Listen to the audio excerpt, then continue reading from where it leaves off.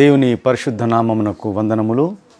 మన రక్షకుడు ప్రభు అయిన యేసుక్రీస్తు వారి పేరట మీకు శుభాభివందనాలు తెలియజేసుకుంటున్నాను. ప్రియులారా, వాక్యాన్ని వింటున్నటువంటి ప్రియ దేవుని పిల్లలందరికీ కూడా క్రీస్తు నామములో మీకు శుభములు కలుగునుగాక. ఈరోజు చాలా అవసరమైనది, ఆసక్తికరమైనటువంటి మెసేజ్ను మనం వినబోతున్నాం. జరుగుతున్నటువంటి సంఘటనలు, జరుగుతున్నటువంటి వాస్తవాలను మనము ఆలోచించినట్టయితే, ఇస్రాయేల్ దేశంలో ఉన్నటువంటి యూదులు, అలాగే వారు యుద్ధం చేస్తున్నటువంటి హమాస్ అనే ఒక సంస్థ, అలాగే లెబనాన్తో యుద్ధం, అలాగే కొందరు టెర్రరిస్టులతో వాళ్ళు తలపడుతున్నటువంటి న్యూసెస్ మనము వింటున్నాము వార్తాపత్రికల్లో, యూట్యూబ్ ఛానల్స్లో.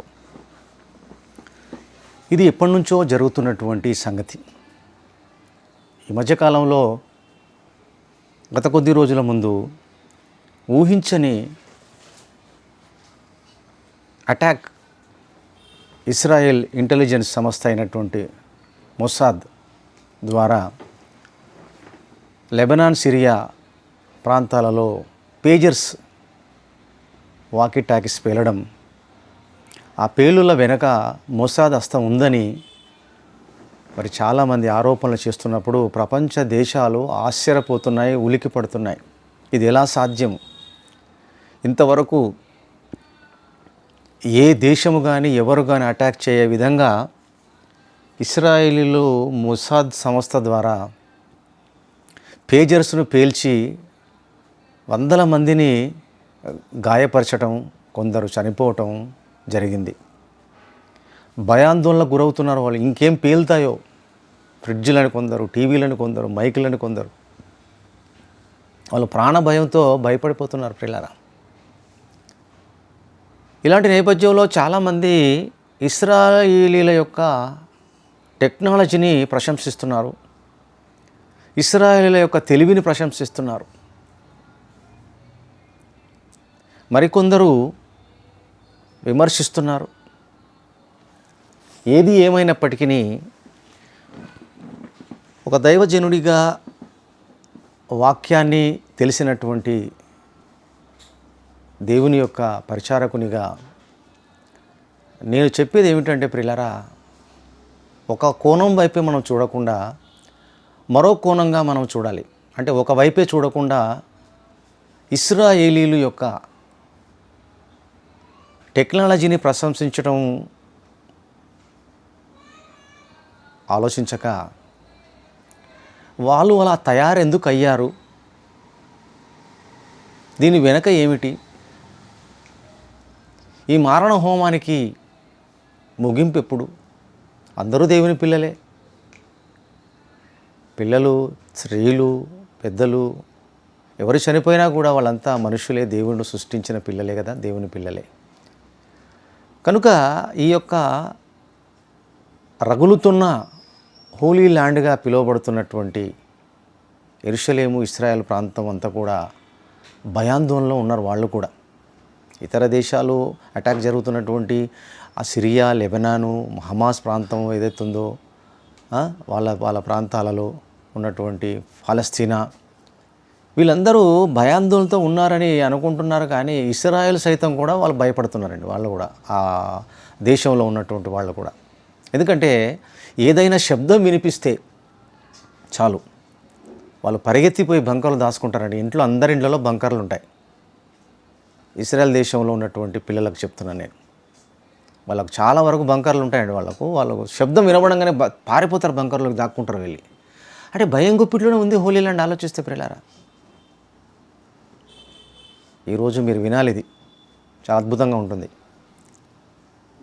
ఎందుకు అలాంటి భయం ఆవరించింది వారికి?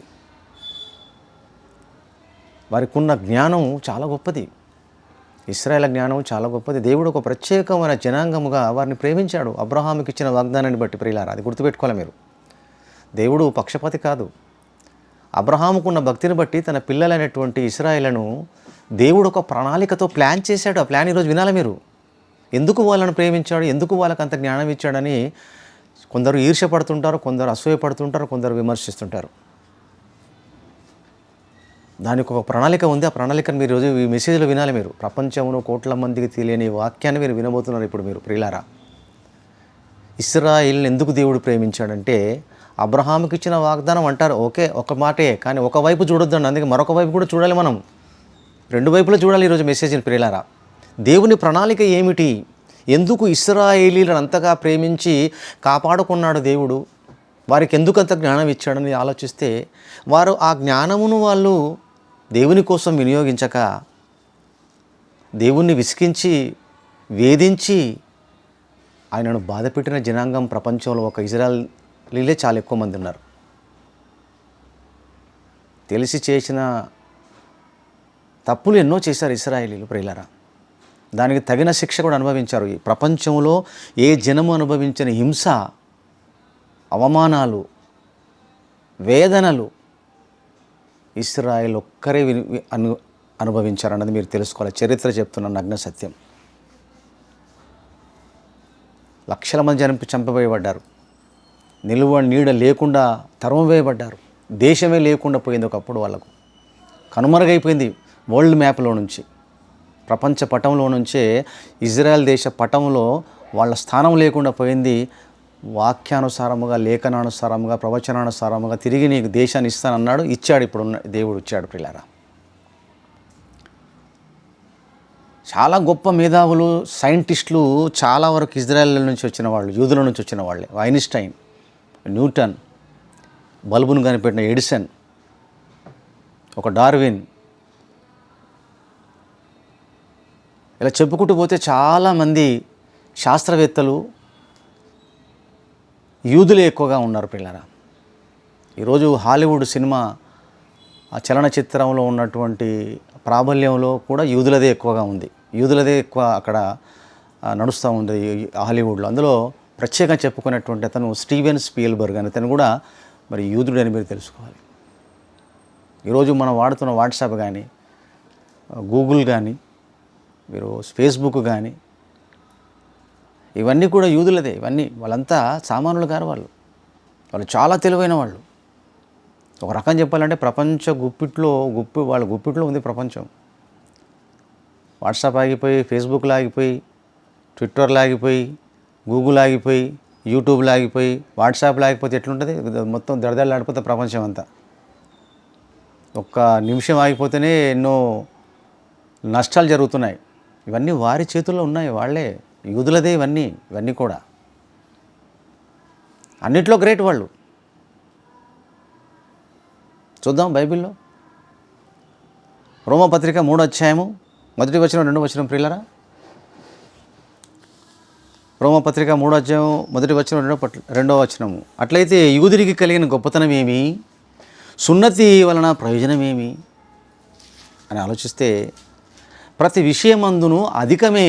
చూడండి ఆ మాట ఎలా ఉంది చూడండి. ఇవన్నీ కాకపోతే చెప్తున్నాను చూడండి. ముందే బైబిల్ చెప్పింది అన్ని విషయంలో, ప్రతి విషయంలోనూ అధికమే.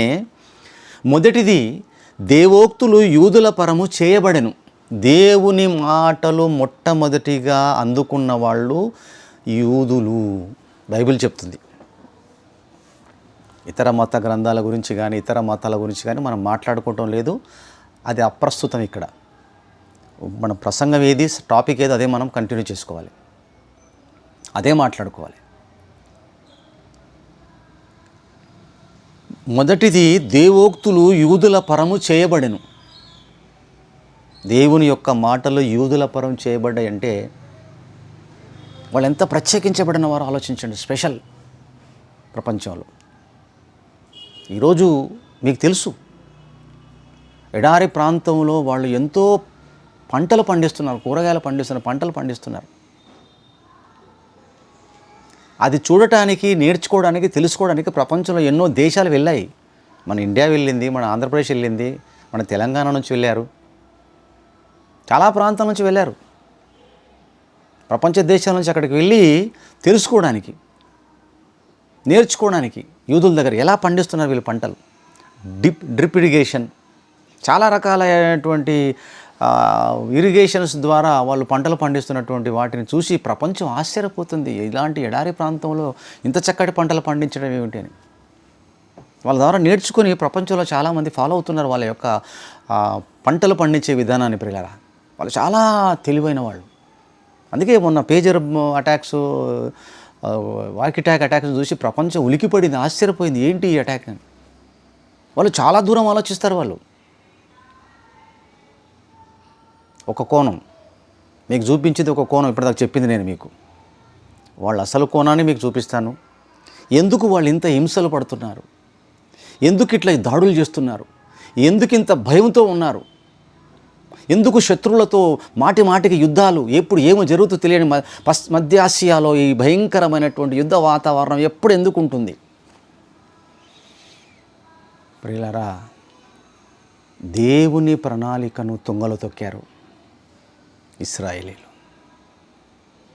దేవుడు ఏ ప్రణాళిక చొప్పునైతే కనాను దేశం అని ఇజ్రాయెల్ దేశం ఇస్తానని వాగ్దానం చేశాడో అబ్రహాముకు, ఆ వాగ్దానాన్ని నమ్ముకొని 430 సంవత్సరాలు ఐగుప్తులో ఉండి, బానిస సంఖ్యల్లో ఉండి, అతి భయంకరంగా హింసలు పొంది రోజు ప్రార్థించేవారు, అబ్రహాము దేవ మమ్మల్ని విడుదల ప్రసాదించండి అంటే, మరి దేవుడు వాళ్ళకు మరి అంత గొప్ప ఆధిక్యత ఇచ్చి వారి మొర ఆలకించి వారిని పరీక్షించి, మరి ప్రియులారా, మరి 430 సంవత్సరాల తర్వాత వారిని మోషే అనే గొప్ప నాయకుడి ద్వారా వాళ్ళను బయటికి లాగినటువంటి అద్భుతమైనటువంటి ప్రయాణమే కనాను ప్రయాణం. ప్రియులారా, మీకు తెలుసు. దాంట్లో వాళ్ళు దేవుని విసిగించిన వాళ్ళు రాలిపోయారు అరణ్యంలో. రెండవ తరమే కనాను దేశం అని ఇజ్రాయెల్ దేశంలోకి వచ్చింది. వచ్చిన తర్వాత కూడా ఏమి జరిగిందో ఆలోచించాలి. వారి ప్రయాణంలో దేవుడు ఎలా వాళ్ళకు సపోర్ట్ చేశాడో, ఆ కాలపు యుద్ధం వేరు, క్రీస్తు శకపు కాల యుద్ధం వేరు. ఇప్పుడున్నటువంటి ఇశ్రాయేల్, అది మీరు గుర్తుపెట్టుకోవాలి. ఇది ఇశ్రాయేలీల యొక్క యుద్ధం పూర్వం, క్రీస్తు పూర్వం చేసింది ఎలా ఉందో, క్రీస్తు శకము ఎలా ఉందో మనం ఆలోచిస్తే ప్రియులారా, 2వ దినవృత్తాంతముల గ్రంథము 2వ దినవృత్తాంతములు 20వ అధ్యాయము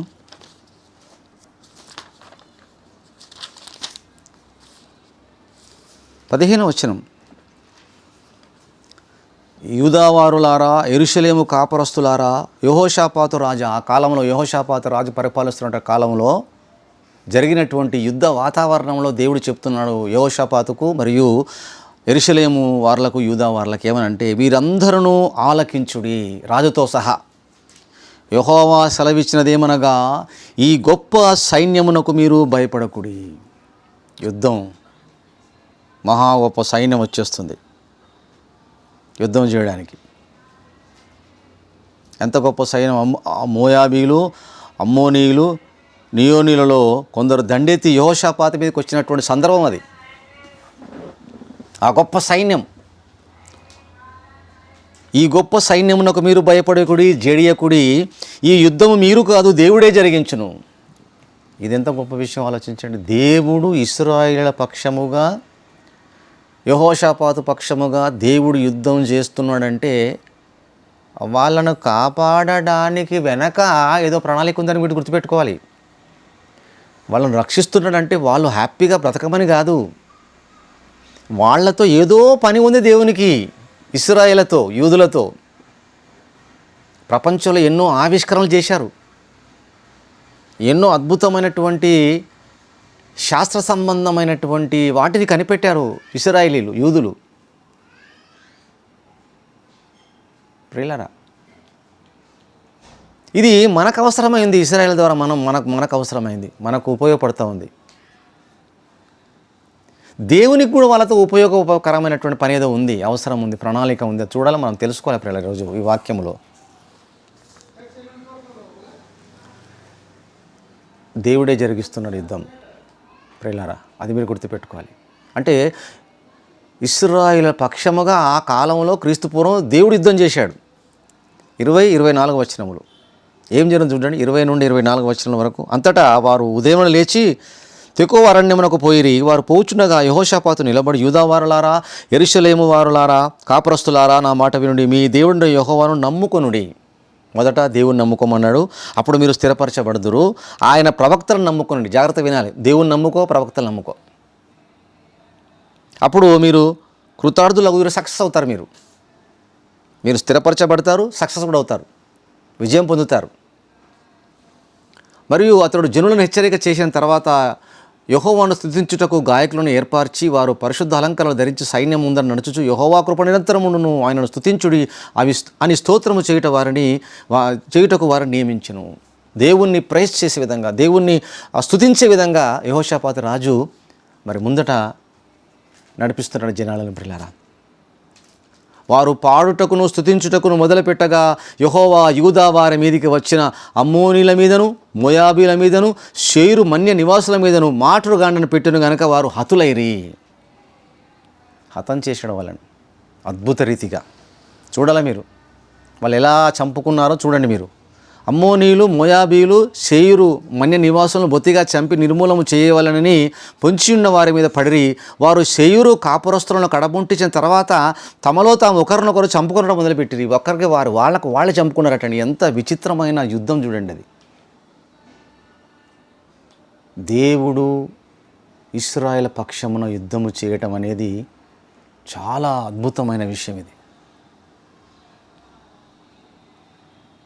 ఇవన్నీ వాళ్ళకు తెలుసు. ఇశ్రాయేళ్లకు చాలా ధైర్యం, వాళ్ళకు చాలా తెగింపు వాళ్ళకు. ప్రియులారా, ఇది క్రీస్తు పూర్వం చెబుతున్న చరిత్ర. యెహోషువ గ్రంథం 23వ అధ్యాయంలో చూడండి. యెహోషువ గ్రంథము 23వ అధ్యాయము. ప్రియులారా, చాలా చక్కగా మీరు పూర్తిగా వాక్యాన్ని వినాలి. వాటి ప్రణాళిక, వాళ్ళకి ఇచ్చిన దేవుని యొక్క ప్రణాళిక ఏమిటి, వాళ్ళు ఏమి తప్పు చేశారు, ఈరోజు వాళ్ళు ఎందుకు అంత బాధ అనుభవిస్తున్నారో ఈరోజు మీరు వినండి. దేవుని సంగమా, 23వ అధ్యాయము 8 నుండి 11 వచనాలు చూద్దాం. ప్రియులారా, మీరు నేటి వరకు చేసినట్లు మీ దేవుడైన యెహోవాను హత్తుకొని ఉండవలెను. ఎవరు? యెహోషువ ద్వారా ఇశ్రాయేలు యొక్క నాయకత్వంలో జీవించినటువంటి టైంలో ప్రియులారా, మరి దేవుడు చెబుతున్నటువంటి మాటలు ఏమిటంటే, యెహోవా బలము గల గొప్ప జనములను మీ ఎదుట నుండి కొట్టివేసి ఉన్నాడు. మీ ఎదుట నేటి వరకును ఏ మనుషుడు నిలిచి ఉండలేదు. యెహోషువ చెప్తున్నాడు ఈ మాట. వృద్ధుడైపోయాడు యెహోషువ. అప్పుడు పిలిచి చెప్తున్నాడు వాళ్ళకి, ఇశ్రాయేలుకి ఏమనంటే, మీ ఎదుట నేటి వరకు ఏ మనుషుడు నిలిచి ఉండలేదు. వాళ్ళు ఎంత పవర్ఫుల్ చూడండి. కారణం దేవుని యొక్క శక్తి వాళ్ళ పైన ఉంది, దేవుని యొక్క కృప వాళ్ళ పైన ఆవరించింది. ప్రియులారా, మీ దేవుడైన యెహోవా మీకు ఇచ్చిన మాట చొప్పున తానే మీ కొరకు యుద్ధము చేయువాడు గనుక మీలో ఒకడు 1000 మందిని తరుముతారండి. ఇక్కడ నా చరిత్రలో ఉందా ఒక్కడు 1000 మంది తరిమినట్టు? దేవుడు యుద్ధం చేసినందుకు ఒక్కడు 1000 మంది తరుముతున్నాడు. మరి ఇప్పుడు ఇజ్రాయేలు తరుముతున్నారు 1000 మందిని. ఒక్కడు హమాస్ వాళ్ళు వచ్చి వాళ్ళు ఏదో పండుగ చేసుకుంటూ ఉంటే హమాస్ వాళ్ళు వచ్చి చాలామందిని బందీలో తీసుకెళ్ళిపోయారు. ఊచకోత కోసారు, చాలామందిని చంపేశారు. యూదులను, ఇశ్రాయేలీలను. బందీలు ఇంకా ఉన్నారు వాళ్ళ దగ్గర. హమాస్ వాళ్ళ సొరంగాలలో దాచిపెట్టారా, వాళ్ళు బ్రతుకున్నారా, చనిపోయారా, ఏమైంది తెలియదు. వాళ్ళ కోసం చాలా నిరసనలు వ్యక్తపరుస్తున్నారు ఇజ్రాయెల్ దేశంలో. ప్రియులారా, బెంజమిన్ నెతన్యాహు పెద్ద తలనొప్పి కూర్చుంది. ఆ బందీలను విడిపించడానికి శతవిధాల ప్రయత్నం చేస్తుంది ఇజ్రాయెల్ ఆర్మీ. వాళ్ళు కనుక దొరికారనుకో బందీలు వీళ్ళకు, ఇజ్రాయిళ్లకు, ఇక అది మామూలుగా ఉండదు. ఇక భయంకరంగా చెలరేగిపోతారు ఇశ్రాయేలులు. వాళ్ళ కొరకని జాగ్రత్తగా యుద్ధం చేస్తారు. లేకపోతే వాళ్ళు ఎవరి మాట వినరండి. వాళ్ళు ఒక బైబిల్ జ్ఞానిగా చెప్తున్నాను, దేవుని యొక్క సేవకునిగా చెప్తున్నాను, బైబిల్ తెలిసిన వాడిగా చెప్తున్నాను, వాళ్ళ మనసెరిగిన వాడిగా చెప్తున్నాను. దేవుని మాట వినని ఇశ్రాయేలులు మనుషుల మాట వింటారా చెప్పండి? వాళ్ళు వినలేదండి దేవుని మాట. మొదటి నుండి అమెరికా ప్రెసిడెంట్ మాట వినరు, ఎవరి మాట వినరండి. వాళ్ళు ప్రాణానికి తెగిస్తారు తప్ప ఎవరి మాట వినరు. వాళ్ళదే రైట్ అనుకుంటారు వాళ్ళు. కనుక ఈరోజు వాళ్ళు అంత మొండిగా ప్రవర్తిస్తున్నారు. పిల్లరా, ఎంతమంది చెప్పారంటే యుద్ధం చేయకండి, పాలస్తీనా పిల్లలు చనిపోతున్నారు, గర్భిణీలు చనిపోతున్నారు, స్త్రీలు చనిపోతున్నారు. ఎంత దారుణం అవుతున్నా, ఎంతమంది తిరగబడుతున్నా, ఎంతమంది విమర్శిస్తున్నా, ఎన్ని ర్యాలీలు తీసినా ఎవరు చెప్పినా వాళ్ళు వింటలేరంటే వాళ్ళు ఎవరి మాట వినని జనాంగం అది. దానికి కారణం ఏంటో ఈరోజు మీరు విని తెలుసుకోవాలి ప్రియులారా. అందుకే చెప్పాను, కోట్ల మందికి ప్రపంచంలో ఎవరికి తెలియని జ్ఞానం ఈరోజు వినబోతున్నారు మీరు, వాక్యం.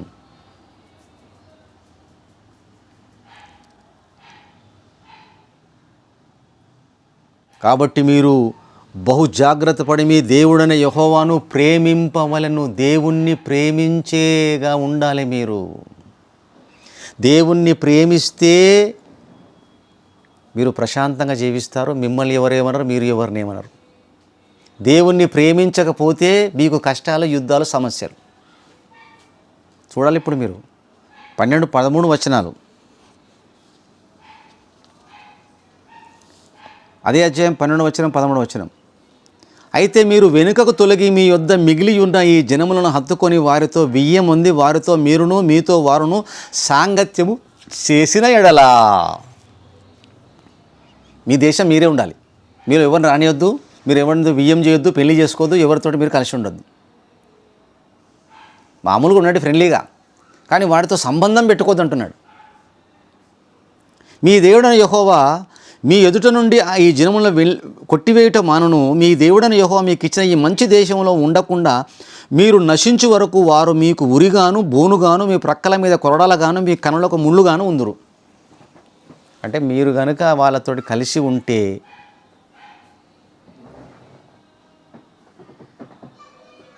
మీ ప్రక్కల బల్యాలుగా, ముళ్ళుగా మీ కళ్ళల్లో మీకు తలపొట్టుకుంటారన్నాడు.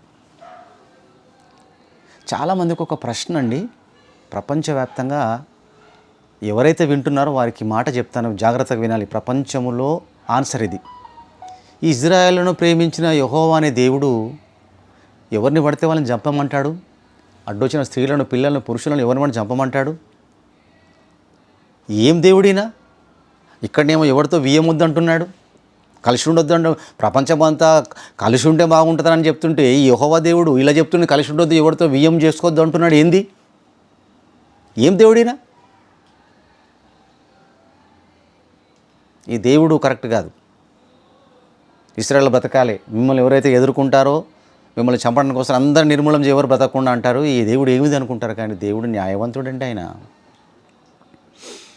అందుకే చెప్పినది, ఒక ప్రణాళిక ఉంది దేవునిది. ఆ ప్రణాళికకు ఎవడైతే అడ్డొస్తాడో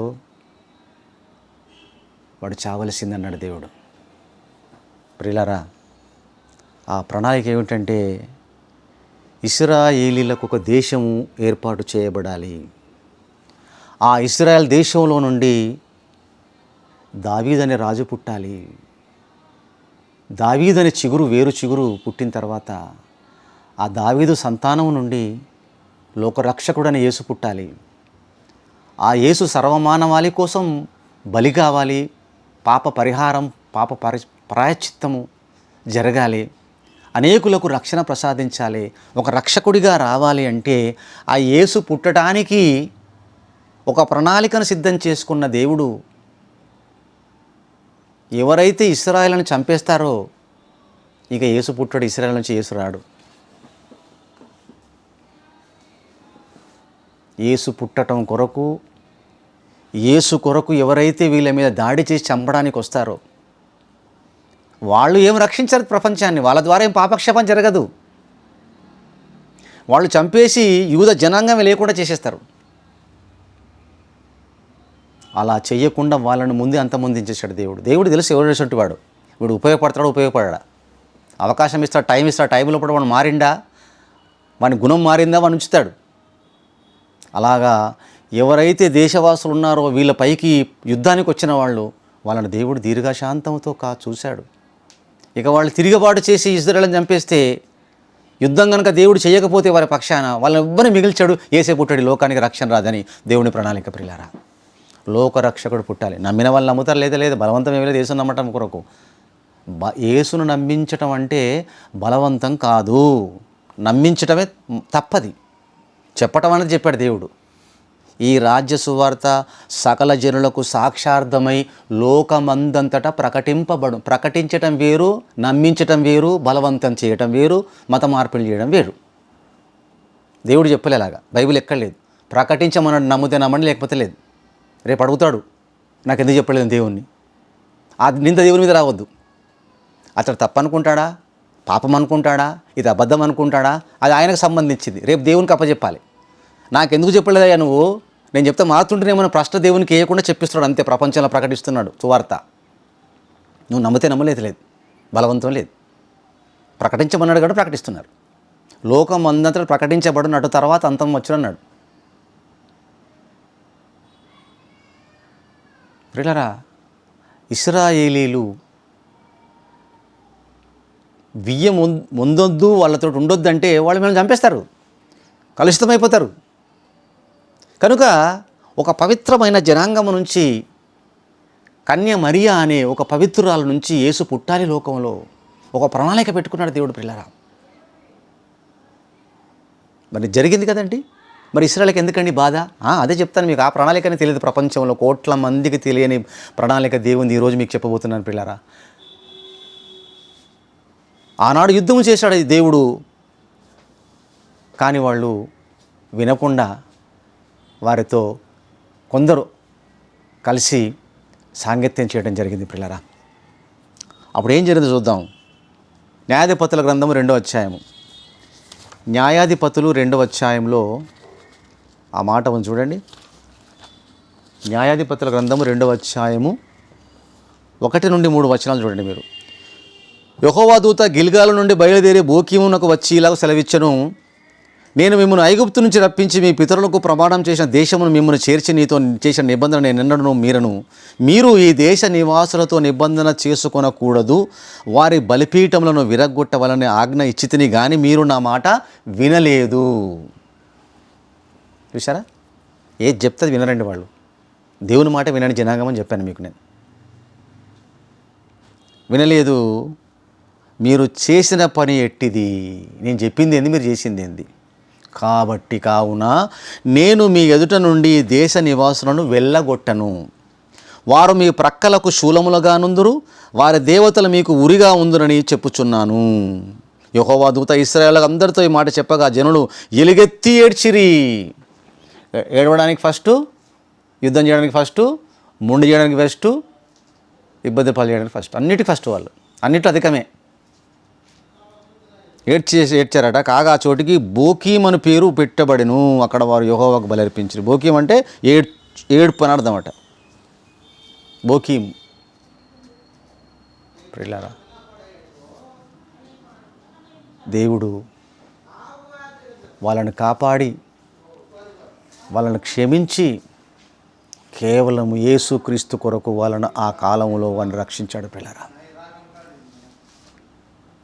రక్షించినప్పుడు దేవుడు ప్రణాళికతో చివరి అధ్యాయము గ్రంథం, మనకు మలాకి గ్రంథము ఏమని వాగ్దానం చేశాడో ఆ వాగ్దానాన్ని మీరు చూడాలి. ఇశ్రాయేలుతో బైబిల్లో మత్తయి కంటే పాత నిబంధనలు లాస్ట్ గ్రంథం అండి మలాకి గ్రంథంలో ఆయన ప్రణాళిక ఇక్కడ చెప్తున్నాడు చూడండి.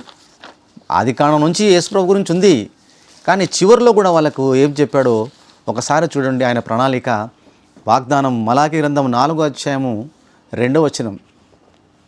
అయితే నా నామమందు భయభక్తులు గలవారగు మీకు నీతి సూర్యుడు ఉదయించును, అతని రెక్కలు ఆరోగ్యము కలగజేయును, గనుక మీరు బయలుదేరి క్రొవ్విన దూడలు గంతులు వేయినట్లు గంతులు వేయుదురు. మీ దేశంలో ఎవరు ఉదయిస్తాడట? నీతి సూర్యుడు. ఎవరు నీతి సూర్యుడు? యేసుక్రీస్తు. అందరికీ తెలుసు. మీరు గంతులు వేస్తారయ్యా, మీరు హ్యాపీగా ఉంటారయ్యా అని దేవుడు చెప్పి ప్రణాళిక ఇచ్చి ఆయన యొక్క వాగ్దానం ఇస్తే గంతులు వేయకుండా, సంతోషం లేకుండా భయం గుప్పిట్లో ఉన్నారండి వాళ్ళు. బ్రతుకుతున్నారు బంకర్లు నిర్మించుకొని, ఏమైతో తెలియక.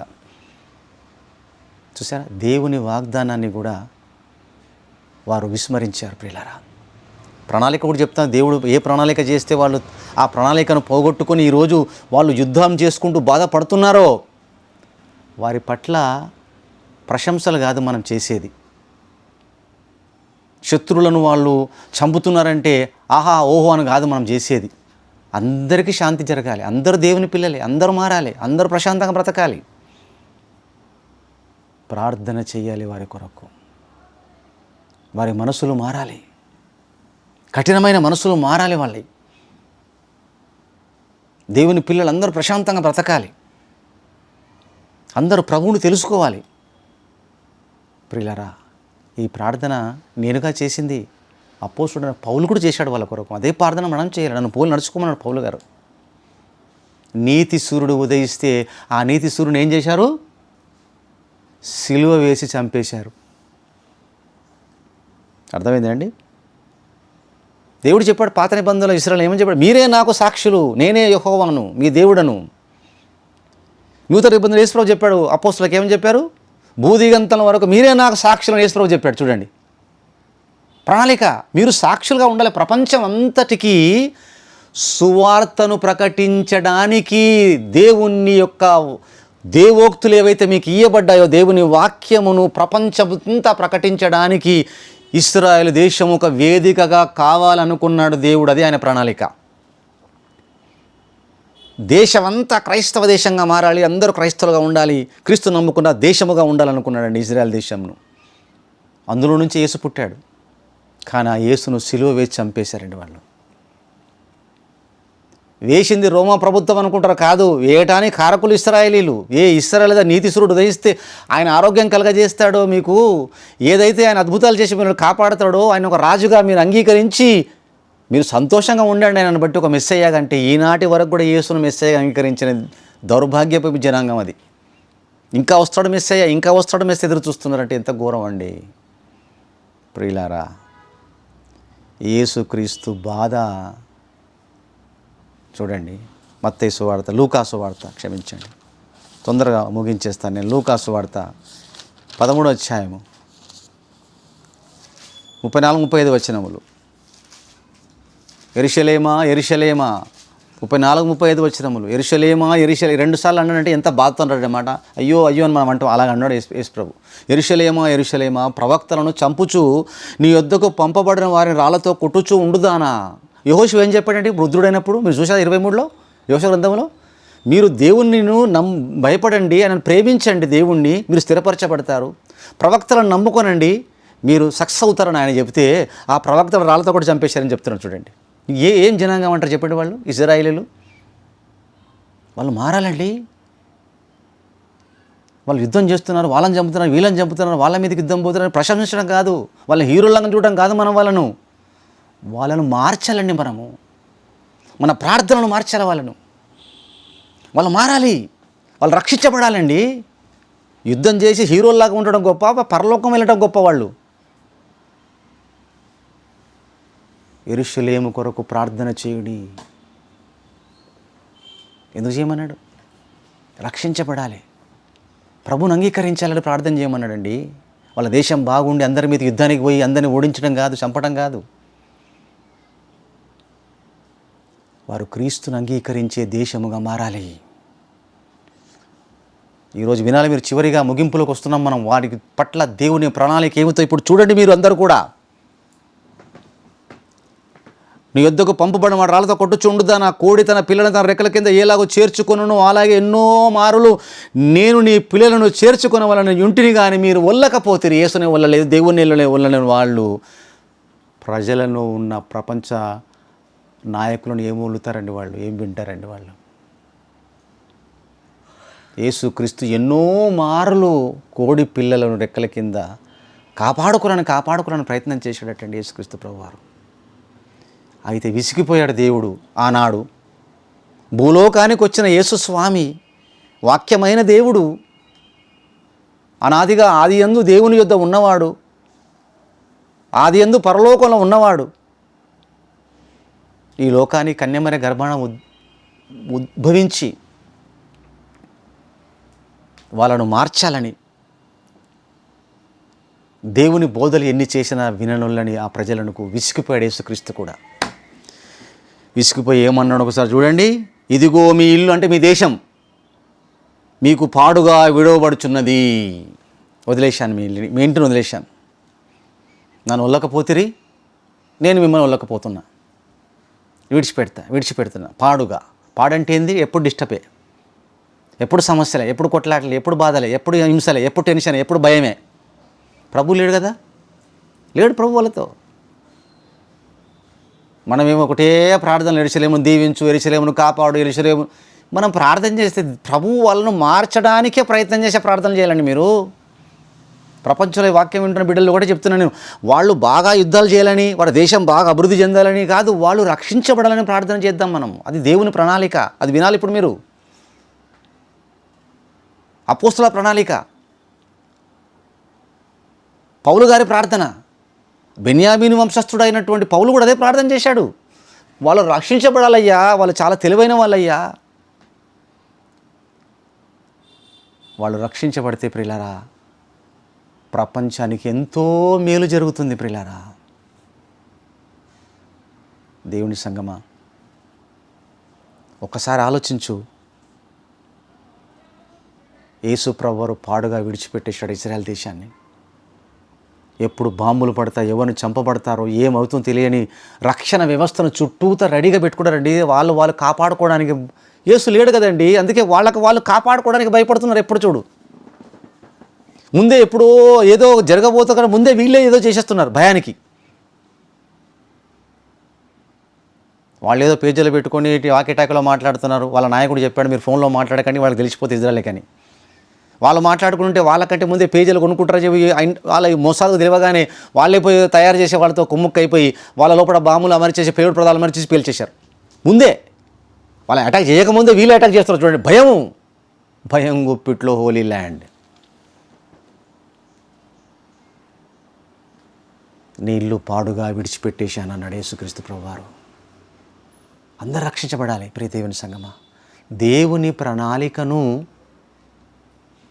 అనాది సంకల్పమును జాగ్రత్త వినాలి. ముగించేస్తున్నాను, ఇక క్లైమాక్స్లోకి వెళ్ళిపోతున్నాం మనం, ముగింపులోకి. దేవుని ప్రణాళికను, క్రీస్తు ప్రణాళికను వాళ్ళు తుంగలో దొక్కేశారు. అది ఏదో చూడాలి మీరు ప్రియులారా. యెషయా గ్రంథం 40 అధ్యాయం, యెషయా గ్రంథం 40 అధ్యాయము 9వ వచనం. సియోను సువార్త ప్రకటించుచున్నదానా. అసలు అప్పుడు సువార్త ఉందా? అప్పుడు సువార్త అంటే ఏందండి? క్రీస్తు మరణము, సమాధి, పునరుత్థానం. ఇది సువార్త అంటే. చాలామంది సువార్త అంటే శుభవార్త, మంచి వార్త అనుకుంటారు. ఆ పదం మీనింగ్ అది తెలుగులో, కానీ దాని డెప్త్ లోపలికి ఆలోచిస్తే బైబిల్ ప్రకారంగా అక్కడ ఉంటుంది. బైబిల్ సువార్త అంటే క్రీస్తు లేఖనం ప్రకారము మరణించటం, లేఖనం ప్రకారం సమాధి చేయటం, లేఖనం మూడవ దినం లేపబడడం అనేది సువార్త. అప్పుడు లేదు సువార్త, కానీ ప్రవచనం ఇది చూడండి. ప్రణాళిక, దేవుని ప్రణాళిక చెప్తున్నాడు. సియోను సువార్త ప్రకటించుచున్నదానా, ఉన్నత పర్వతం ఎక్కుము, యెరూషలేమా సువార్త ప్రకటించుచున్నదానా. సియోను, యెరూషలేము నుండి సువార్త ప్రకటించబడాలి ప్రపంచవ్యాప్తంగా. అంటే యూదులు క్రైస్తవ దేశముగా మారి క్రీస్తుని అంగీకరించి ప్రపంచవ్యాప్తంగా సువార్తను ప్రకటించాలి. వాళ్ళు నమ్మే వాళ్ళు నమ్ముతారు, నమ్మని వాళ్ళు నమ్మరు. ఎవరి ఇష్టం వాళ్ళది. బలవంతం చేయమని చెప్పలే, మత మార్పిడి చేయమని చెప్పలేదు, సువార్త ప్రకటించమన్నాడు అంతే. ఇష్టం ఉంటే నమ్ముతారు, లేకపోతే లేదు. ఏమన్నాడు? యెరూషలేమా సువార్త ప్రకటించున్నదానా, బలముగా ప్రకటించు, భయపడగా ప్రకటింపము. ఇదిగో మీ దేవుడని యూదా పట్టణములకు ప్రకటించుము. అంటే దేవుని ప్రణాళిక ఏమిటి? అబ్రహామును ఎన్నుకున్నాడు. అబ్రహాము సంతతి ద్వారా యేసును పుట్టించి క్రీస్తు ద్వారా ఆ దేశంలో ఉన్న ఇజ్రాయెల్ దేశం అంతా క్రీస్తును అంగీకరించి మెస్సేయగా ఎస్టాబ్లిష్ అయ్యి, క్రైస్తవ దేశం ఎస్టాబ్లిష్ అయ్యి ప్రపంచవ్యాప్తంగా సువార్తను విస్తరింపజేయాలని దేవుడు ప్రణాళిక చేశాడు. ప్రతి యూదుడు క్రీస్తును అంగీకరించాలి. ఈరోజు మీరు సువార్త ప్రకటించండి పోయి యెరూషలేములో. ఇప్పుడు మీరు పోయి ఇజ్రాయెల్ దేశంలో సువార్త ప్రకటించండి వీధులలో. వాళ్ళు ఊరుకోరాలు, తీసుకెళ్ళి జైలు వేసేస్తారు, మిమ్మల్ని గాయపరుస్తారు యూదులు. క్రీస్తును ప్రకటిస్తే, సువార్తను ప్రకటించి క్రీస్తును అంగీకరించడానికి నువ్వు ప్రయత్నం చేస్తే అది క్రైమ్. అక్కడ దేవుడు ఏం చెప్పాడు ప్రణాళిక? వాళ్ళు ఏం చేస్తున్నారు చూడండి, ఎంత రివర్స్లో ఉందో. బైబిల్కు వ్యతిరేకంగా పీస్ఫుల్గా ప్రకటించు సువార్తను. నమ్ముతారు లేదా లేదు. దేవుడు ప్రణాళిక అండి. కానీ ఇప్పుడు నువ్వు ఇజ్రాయెల్ దేశంలో సువార్త ప్రకటిస్తే అదొక నేరం. క్రీస్తును ప్రకటిస్తే ఈ ప్రణాళికలను తుంగలో తొక్కేశారు. అందుకే శ్రమలు, అందుకే యుద్ధాలు, అందుకే పాప భీతి, అందుకే భయం భీతి, అందుకే బంకలపై దాక్కోడాలు. మనమేమో యెరూషలేం కాపాడు, యెరూషలేం బాగుండాలి, యెరూషలేం బాగా తినాలి, మంచిగా వాళ్ళు యుద్ధం చేయాలి, ఎదురులను చంపాలి. ఇదే అండి మన ప్రార్థనలు? వద్దండి. ఇది బైబిల్ ప్రకారం కాదండి. ఇది వాక్యానుసారం కాదండి. వారు రక్షించబడి వాళ్ళంతా క్షేమంగా ఉండాలి, అందరూ క్షేమంగా ఉండాలి. ఒకటి ఆలోచించండి, క్రైస్తవ దేశాలు ఉన్నాయండి, స్విట్జర్లాండ్, అమెరికా, చాలా దేశాలు ఉన్నాయి కదండి. ఆ దేశాల పక్క దేశాలు యుద్ధం చేస్తున్నాయా చెప్పండి? యుద్ధం చేస్తున్నాయా? ఏమండి? ఏదో ఇప్పుడు ఒకసారి చేసుకుంటే దేశాలు ఉన్నాయి అని తదేకంగా పదే మాట మాటకు ఎప్పటి నుంచి వింటున్నామండి. యుద్ధాలు చేసుకుంటూనే ఉన్నటువంటి వాళ్ళకి ప్రశాంతత లేదండి. వాళ్ళకి మధ్యాసియాలో, మిడిల్ ఈస్ట్లో శాంతి లేదు. శాంతి చేయడానికి ఎంతమంది ప్రయత్నం చేసినా విఫలమైపోయింది. యాసర్ అరాఫాత్ కాలం నుంచి శాంతి ఒప్పందాలు ఎన్నో జరిగాయి. పాలస్తీనా నాయకుడు లేదు, ఫెయిల్ అయిపోతున్నారు. కారణం ఏంటి? యూదులు మారాలి, క్రీస్తును అంగీకరించాలి మెస్సయ్యగా. ప్రియులారా,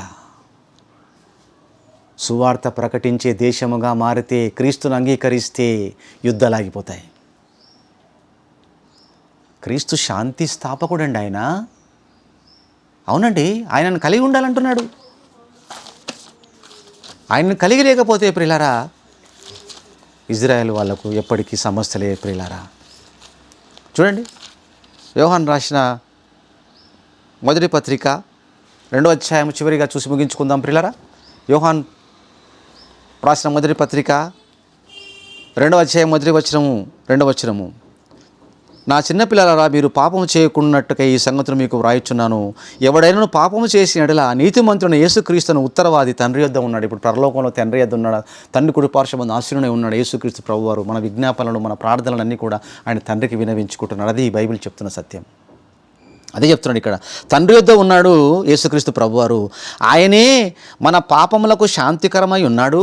అంతేకాకుండా మన పాపములకు మాత్రమే కాదు, సర్వలోకమునకు శాంతికరమై ఉన్నాడు. శాంతికరమైన క్రీస్తును కలిగితే, క్రీస్తును అంగీకరిస్తే ఇశ్రాయేళ్లకు శాంతి కలుగుతుందయ్యా. ఇదేనయ్యా బైబిల్ చెప్పిన సత్యం. అమ్మా, ఇదేనమ్మా చెప్పింది బైబిల్ సత్యం. క్రీస్తును కలిగితే వాళ్ళకి శాంతి. ఆనాడు చెప్పిన యేసు మాటదే, మీ ఇల్లు మీ దేశమును పాడుగా విడిచిపెట్టి వెళ్ళిపోతున్నాను, నేను అంగీకరించకుండా నన్ను వల్లకపోతే నన్ను సిలువ వేసి చంపితిరి మీరు, అయినా అవకాశం ఇస్తున్నాను. ఆ క్రీస్తును అంగీకరిస్తే మెస్సయ్యగా మీకు శాంతి కలుగుతుంది. ప్రియులారా, అలాంటి ప్రార్థన చేద్దాం. వాళ్ళ కొరకు ప్రార్థన చేస్తాం. మధ్యాశలో ఉన్న అందరి కొరకు ప్రార్థన చేద్దాం. అందరూ క్షేమంగా ఉండాలి, అందరూ దేవుని పిల్లలే, అందరూ సంతోషంగా ఉండాలని మనం ప్రార్థన చేద్దాం. తలలు వంచండి, ప్రార్థించుకుందాం. దయగల మా తండ్రి, కృపగల దేవ, మహిమగల నాయన, మీకు వందనములు, స్తోత్రము నాయన. మీ వాక్యం ఎంత గొప్పది, ఎంత బలమైనది అయ్యా. మమ్మల్ని మీరు ప్రేమించి మీరు మాకు ఇచ్చిన ఇంత గొప్ప వాక్యమును బట్టి మీకు స్తోత్రములు నాయన. విన్న బిడ్డలు ఎంతో చక్కగా ఓపికతో విన్నారు నాయన. మీకు స్తోత్రములు. బిడ్డలను బలపరచండి. ఈ వాక్యమైన బిడ్డలందరినీ దీవించండి, ఆశీర్వదించండి, మీ కృప అనుగ్రహించండి. ఈ ప్రార్థన మీ ప్రియకుమారుడైన యేసుక్రీస్తు వారి పేరిట ప్రార్థించి మిక్కిలి వినయంతో వేడుకొనుచున్నాము తండ్రి. ఆమేన్.